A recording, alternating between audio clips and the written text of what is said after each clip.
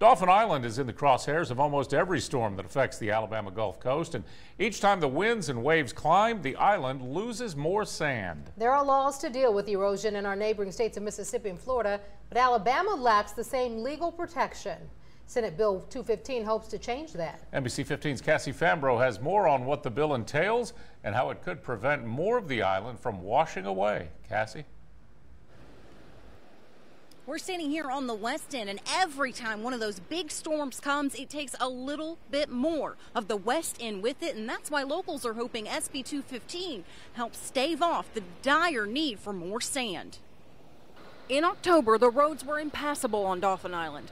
We toured flooding via a Humvee, surrounded by beach sand that had washed past houses and into the roads. With each major storm, the island gets smaller. We need the sand back. The island's mayor and invested community members are traveling to Montgomery for a hearing on a bill sponsored by Senator David Sessions that could put the sand back. Former engineer Glenn Coffey says he supports SB 215 because the current state of erosion is simply not sustainable. All you have to do is look at photographs within the last 10 years to see that there's been several hundred feet of shoreline lost. The bill proposes a partnership with the Alabama Port Authority to deposit sand from ship channel dredgings in areas that would restore what has been lost over time. They're going to move the sand anyway. It's about where they put it. So we asked them to put it in an area that would be beneficial to the island.